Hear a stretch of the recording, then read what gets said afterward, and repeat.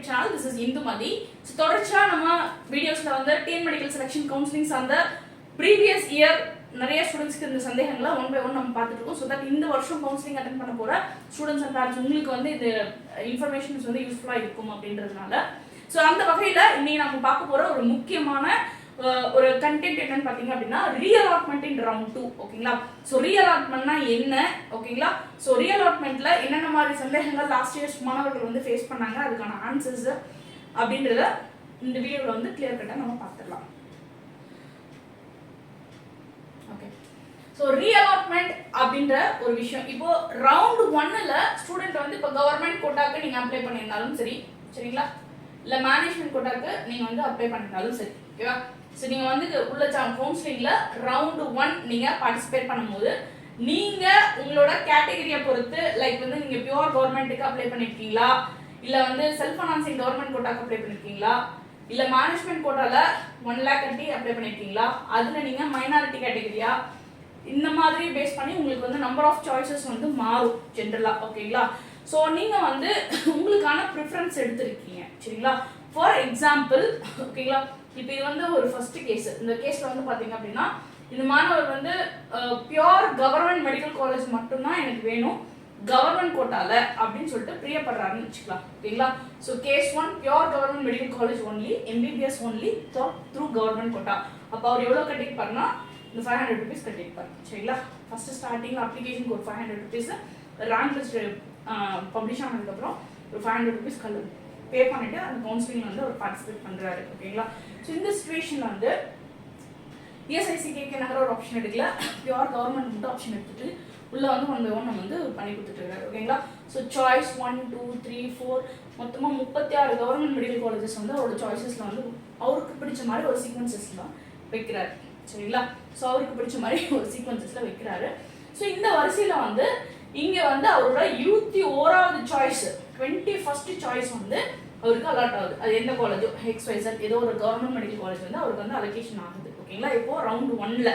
Okay, so இப்போ இந்த student வந்து என்ன ட்ரை பண்ணுறாரு அப்படின்னா மேபி இதெல்லாமே கம்ப்ளீட்டாக அவரோட ப்ரையாரிட்டி பேஸ் பண்ணி தான் கொடுத்துருப்பாரு. அவரோட ப்ரிஃபரன்ஸ் வந்து இன்னும் கொஞ்சம் மேலே இருக்கக்கூடிய காலேஜஸில் இருந்தால் பெட்டராக இருக்கும் அப்படின்னு சொல்லிட்டு ஆசைப்படுறாரு. காலேஜ் ஃபர்ஸ்ட் ரவுண்டில் அலோகேட் ஆயிடுச்சு. ஸோ இவர் இதை விட பெட்டரான காலேஜஸ்க்கு போகிறதுக்கான வழிகள் என்ன அப்படின்னு பார்த்தீங்க அப்படின்னா ரவுண்ட் 1ஓட எண்டில் ஒன்னா ஃப்ரீ எக்ஸிட் கொடுத்துட்டு அடுத்த ரவுண்டு வரலாம். ஓகேங்களா? அப்படி இல்லாட்டி வந்து ரீஅலாட்மெண்ட்டுக்கு நம்ம போகலாம். ஓகேங்களா? ஸோ ஃப்ரீ எக்ஸிட் கொடுத்துட்டு அடுத்த ரவுண்டு போகிறது வந்து it is not advisable because competition ஹெவியாக இருக்குது. ரவுண்ட் 2 பொறுத்த வரைக்கும் எப்படி வேகன்சி இருக்குன்றது தெரியாது. ஸோ தட் ஃபர்ஸ்ட் ரவுண்டோட எண்டில் எப்பவுமே உங்களுக்கு ஒரு காலேஜ் அலோகேட் ஆச்சு அப்படின்னா ஃப்ரீ எக்ஸிட் தவிர்க்க முடியலன்னா மட்டும் கொடுங்க. ஓகேங்களா? இல்லாட்டி கிடைச்ச சீட்டை ஹோல்ட் பண்ணிட்டு அடுத்த ரவுண்டுக்கு வந்து அப்கிரேடேஷன் நம்ம போகலாம், ரீஅலாட்மெண்ட் நம்ம போகலாம். எப்படி போகலாம்? இப்போ 21st கிட்டத்தட்ட 36 சாய்ஸஸும் கொடுத்துருக்காங்க. ஓகேங்களா? இப்போ இதில் வந்து ஃபர்ஸ்ட் ரவுண்டோட எண்டில் வந்து கிட்டத்தட்ட ஒரு 8 கவர்மெண்ட் மெடிக்கல் காலேஜில் சீட்ஸ் வேக்கன்ட் இருக்கு அப்படின்னு நம்ம ஒரு அஷ்யூம் பண்ணிக்கலாம், சரிங்களா? அதாவது அலாட்டான சீட்ஸ் வந்து நிறைய பேர் இந்த ரீஅலாட்மெண்ட் ப்ராசஸ்னாலையும் இல்லை வேறு வேறு சில ரீசன்ஸ்னாலையும் விர்ச்சுவல் வேக்கன்சி கிரியேட் ஆகுது. அங்கே வந்து செகண்ட் ரவுண்டுக்கு வந்து அது அப்படியே சீட்ஸ் வந்து கேரி ஓவர் ஆகுது. இப்போ மொத்தமாக இருக்கக்கூடிய 36 கவர்மெண்ட் மெடிக்கல் காலேஜில் ஏதோ ஒரு 8 கவர்மெண்ட் மெடிக்கல் காலேஜில் சீட் வேக்கன்ட் இருக்குன்னு வச்சுக்கலாம். அதில் 1 or 2 காலேஜஸ் வந்து இவர் எதிர்பார்த்த காலேஜை கூட இருந்திருக்கலாம். இப்போ இவர் ரவுண்டு 2க்கு வரணும்னா என்ன பண்ணணும்னா இவருக்கு அலாட் ஆன அந்த 21st காலேஜ், ஓகேவா, 21st என்ன காலேஜ் அவருக்கு அலோகேட்டாக இருக்கோ அந்த காலேஜில் அவர் டாக்குமெண்ட்ஸ் ஹேண்ட் ஓவர் பண்ணி ஜாயின் பண்ணிடணும். ஓகேங்களா? ரிப்போர்ட் பண்ணிடணும். ரிப்போர்ட் பண்ணிட்டு he can participate for next round. Round 2 வந்து கவுன்சிலிங் வந்து அவங்க ஜாயின் பண்ணலாம்.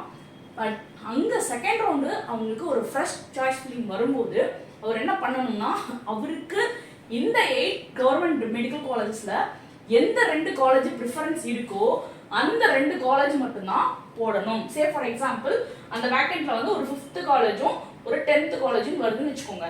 அந்த 5th காலேஜும் 10th காலேஜும் மட்டும்தான் அவர் வந்து என்ன பண்ணியிருக்கணும்னா அடுத்த ரவுண்ட் ரீஅலாட்மெண்ட்டுக்கு சாய்ஸ் ஃபில்லிங்கில் போட்டுருக்கணும். அதை விட்டுட்டு சாய்ஸஸ் கிடைக்குதுன்ட்டு 8 சாய்ஸஸ் இருக்குன்னா 8 சாய்ஸஸும் லைனாக போட்டாரு அப்படின்னா மேபி அவரோட 21st சாய்ஸே பெட்டராக இருந்திருக்கும் ஃபீல் பண்ணுற மாதிரி மிச்சம் இருக்கக்கூடிய சாய்ஸஸ் கீழே இருந்திருக்கும். ஓகேவா? இதை நீங்கள் பாயிண்ட்டுக்கு நல்லா தெளிவாக புரிஞ்சுக்கோங்க. ஸோ ஃபர்ஸ்ட் ரவுண்டில் உங்களுக்கு ஒரு காலேஜ் அலோகேட் ஆயிடுச்சு அப்படின்னா செகண்ட் ரவுண்டில் இதை விட எனக்கு பெட்டரான காலேஜ் வேணும்னா என்ன பண்ணணும், அந்த சீட்டை ஹோல்ட் பண்ணிட்டு காலேஜில் ரிப்போர்ட் பண்ணணும். ஹோல்டிங் அப்படின்றது ப்ராப்பர் ரிப்போர்ட்டிங் அப்படின்ற அர்த்தம். சரிங்களா? காலேஜில் எல்லா டாக்குமெண்ட்டையும் கொடுத்துட்டு ஃபீஸை கட்டிட்டு முடிச்சாதான் அந்த சீட் நம்ம ஹோல்ட் பண்ணுறோம் அப்படின்றது அர்த்தம். ஓகே, ஸோ அந்த சீட்டை ஹோல்ட் பண்ணிட்டு ரவுண்ட் 2ல நம்ம பார்ட்டிசிபேட் பண்ணும்போது ஃப்ரெஷ் சாய்ஸ் ஃபில்லிங் நமக்கு வரும். அந்த சாய்ஸ் ஃபில்லிங்கில் வந்து ஏன்னா செகண்ட் ரவுண்ட் பொறுத்த வரைக்கும் ரீஅலாட்மெண்ட். ஓகே, ஸோ அந்த ரீஅலாட்மெண்ட் ரவுண்டில் என்னென்ன காலேஜஸில் வந்து வேக்கன்ட்டி இருக்கோ அந்த பர்டிகுலர் இந்த காலேஜில் எனக்கு சீட்டு கிடைச்சா கண்டிப்பாக நான் ரவுண்ட் 2க்கு போவேன் அப்படின்னு நீங்கள் நம்புற காலேஜ் மட்டும் ரவுண்ட் 2க்கு நீங்கள் எடுத்துகிட்டு போகணும். ஓகே, ஸோ ரிமைனிங் எல்லா காலேஜஸும் விட்டுருங்க. ஸோ தட் நீங்கள் எடுத்த செகண்ட் ரவுண்டுக்கான முடிவு உங்களுக்கு சாதகமாக மாறும். ஓகேவா? ஸோ இந்த கேஸ் பொறுத்த வரைக்கும் உங்களுக்கு ரீஅலாட்மெண்ட்னா என்ன, எப்படி அது ஒர்க் அவுட் ஆகும், நம்ம எப்படி அதை ஃபேவராக மாற்றிக்கிறதுன்றது ஓரளவுக்கு புரிஞ்சிருக்கும்னு நினைக்கிறேன். பியூர் கவர்மெண்ட் பொறுத்து.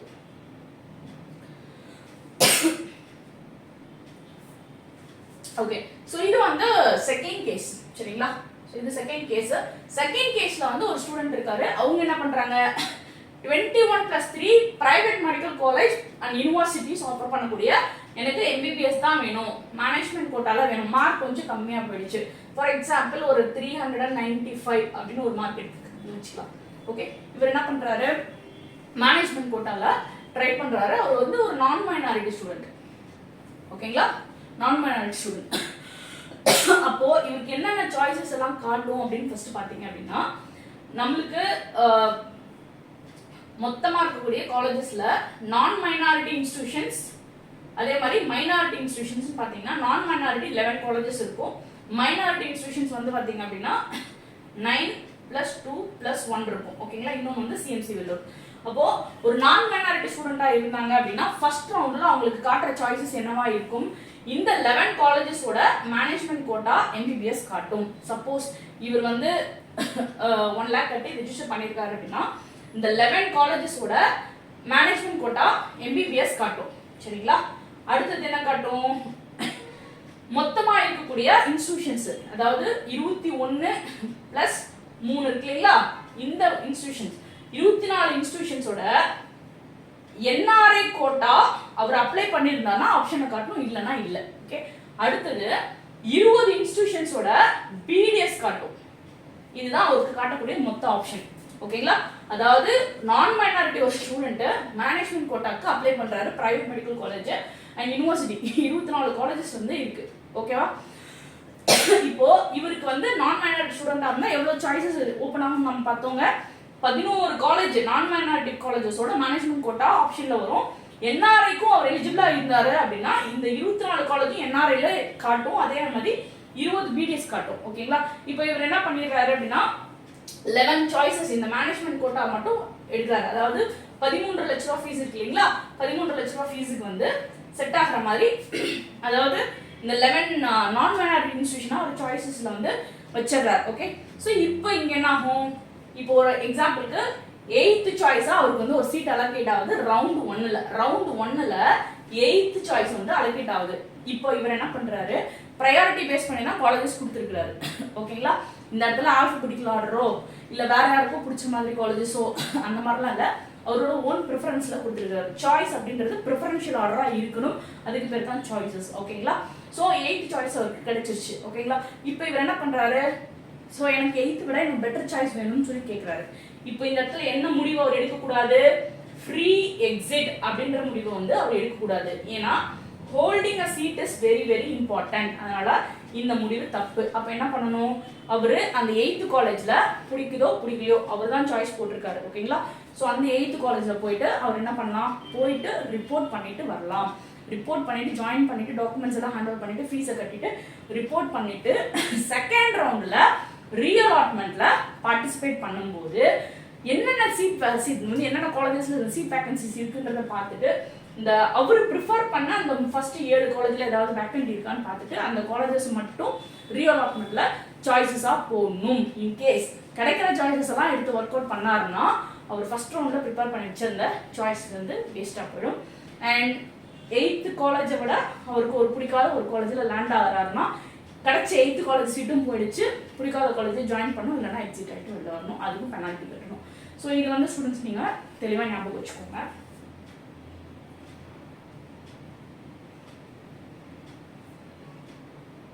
ஓகே,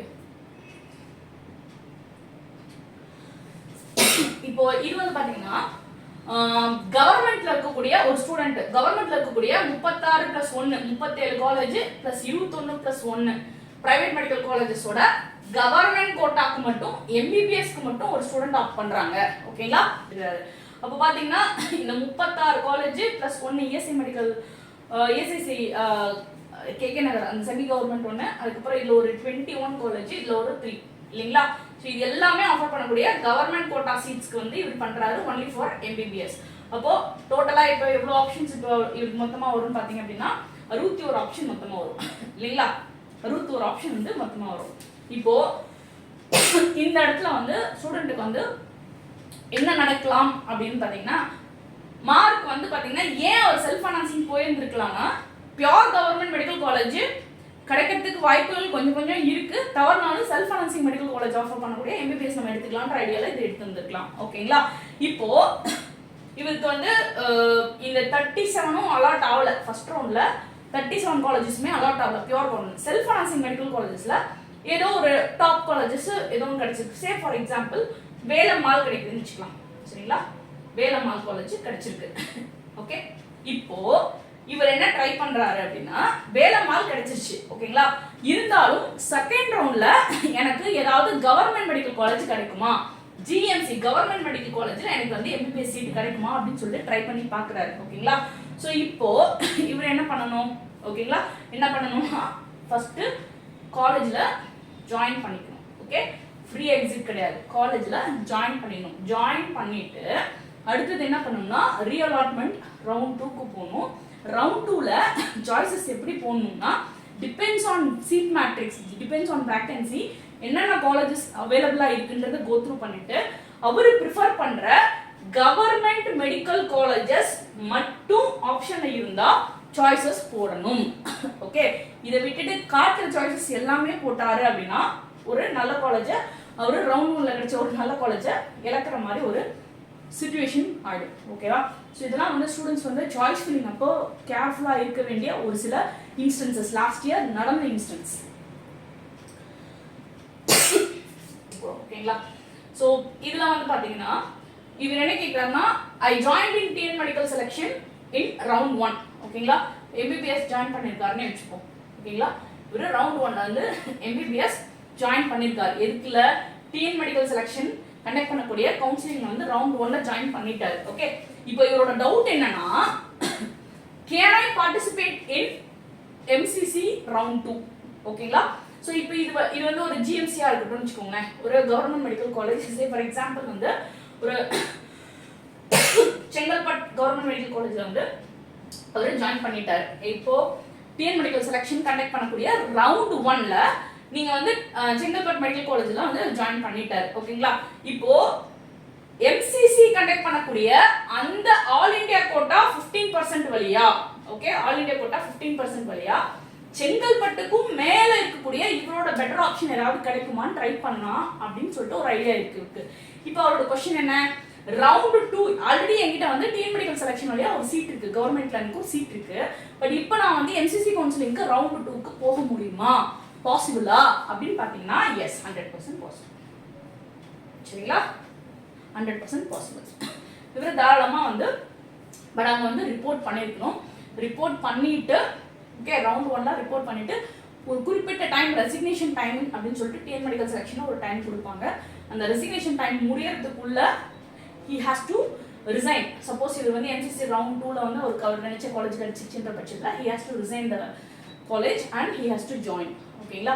ஸோ இது வந்து லாஸ்ட் இயர் ஒரு ஸ்டூடெண்ட் கேட்ட டவுட். அடுத்தது பார்த்தீங்கன்னா இது ஒரு டவுட். இன்னொரு ஸ்டூடெண்ட் என்ன கேட்டிருக்காங்கன்னா, I joined TN medical selection in round 1. Again ஒரு எம்பிபிஎஸ் நம்ம எடுத்துப்போம். சரிங்களா? எம்பிபிஎஸ்ல நான் டிஎன் மெடிக்கல் செலெக்ஷன் ரவுண்ட் 1ல வந்து ஜாயின் பண்ணிட்டாரு. அது வாட் எவர், அது ஒரு கவர்மெண்ட் மெடிக்கல் காலேஜா இருக்கலாம், இல்ல செல்ஃப் ஃபைனான்சிங் கவர்மெண்ட் கோட்டாவா இருக்கலாம். ஓகேங்களா? இல்ல வாட் எவர், இல்ல பிரைவேட் ஆஃபர் பண்ணக்கூடிய ஒரு மேனேஜ்மெண்ட் கோட்டாவா கூட இருக்கலாம். இதுல ஏதோ ஒண்ணுல அவர் வந்து சீட் எடுத்துட்டாரு. எப்போ ரவுண்ட் 1ல. இப்போ எடுத்து வச்ச காலேஜஸ் ஒரு பக்கம் ரிசல்ட் இருக்கு, அலாட்மெண்ட் நம்மகிட்ட கிடைச்சிருச்சு. பட் அவர் என்ன நினைக்கிறாருன்னா, இப்போ நான் செகண்ட் ரவுண்ட்ல பார்ட்டிசிபேட் பண்ணலாமா அப்படின்னு நினைக்கிறேன். செகண்ட் ரவுண்ட்ல பார்ட்டிசிபேட் பண்ணலாமா அப்படின்னு நினைக்கிறாரு.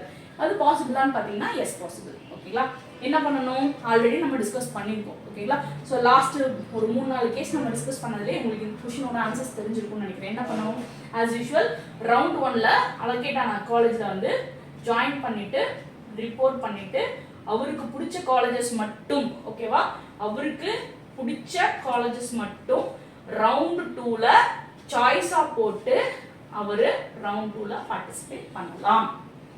ஓகேங்களா, ரைட்.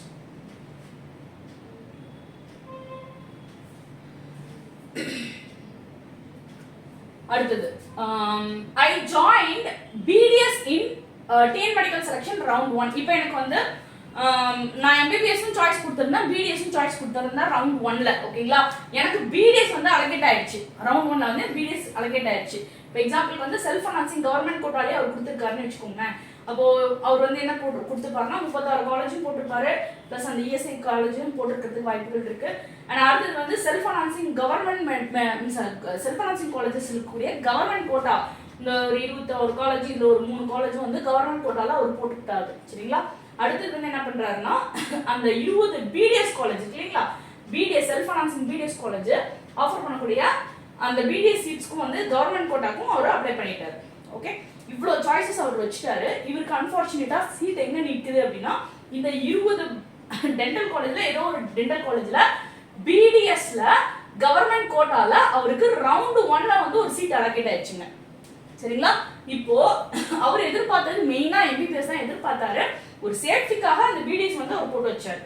ஓகேங்களா, ஆனா பிடிஎஸ் தான் அவருக்கு அலோகேட் ஆயிருக்கு. இப்போ இந்த சிச்சுவேஷன்ல அவரு அடுத்த ரவுண்ட்ல எனக்கு எம்பிபிஎஸ் கிடைக்குமா அப்படின்னா பாசிபிள். எப்படி, அகைன் த்ரூ ரீஅலாட்மெண்ட். அது எப்படி, பேஸ்ட் ஆன் மெரிட். சரிங்களா, மெரிட்ல மார்க் அடிப்படையில கம்யூனல் ரேங்க் அடிப்படையில வேக்கன்ட் இருந்தால், ஓகே, வேக்கன்ட் இருந்தால் he can go for MBBS through reallotment. Right. So இப்போ உங்களுக்கு ரீஅலாட்மெண்ட்னா என்னன்னு புரிஞ்சிருக்கும். ஒரு சில டவுட்ஸ் எல்லாம் ஓரளவுக்கு உங்களுக்கு மனசுல எழுந்த சந்தேகங்களுமே ஓரளவுக்கு கிளாரிட்டி கிடைச்சிருக்கும் நம்புறேன். ஸோ ஓகே, ஸோ அடுத்தது என்ன சொல்றாருன்னா, I joined in MBBS SF government quota through TN medical selection round 1. ஓகேங்களா, எஸ்எஃப்ல எம்பிபிஎஸ் அவருக்கு சீட் அலாட் ஆயிடுச்சு. 21 மெடிக்கல் காலேஜ் பிளஸ் 3, இந்த 24ல ஏதோ ஒரு காலேஜ்ல எம்பிபிஎஸ் சீட் வந்து அவருக்கு அலோகேட் ஆயிடுச்சு. சரிங்களா, கவர்மெண்ட் கோட்டால அலோகேட் ஆயிடுச்சு. இப்போ இதோட क्वेश्चन என்னன்னு பாருங்க, can I get MBBS in pure government medical or dental college? So இதுக்கு நம்ம ஆல்ரெடி கேஸ் பார்த்திருப்போம்னு நினைக்கிறேன். ஓகே, சோ இப்போ இவர் என்ன பண்ணலாம், அலோகேட் ஆன அதே காலேஜுக்கு என்ன பண்ணணும், ஜாயின் பண்ணணும், ரிப்போர்ட் பண்ணணும். ரவுண்ட் 2ல அவருக்கு பிடிச்ச கவர்மெண்ட் மெடிக்கல் காலேஜஸ் வேக்கன்ட் இருந்தால், ஓகே, வேக்கன்ட் இருந்தால் இவர்கிட்ட தாராளமா அப்ளை பண்ணலாம். ஓகே, சோ சீட் எதை பேஸ் பண்ணி விழுகும், based on NEET score, based on communal rank, based on vacancy possible அப்படின்னா he may get seat in government medical college. இதுதான் விஷயம். சரிங்களா, ரைட். அடுத்தது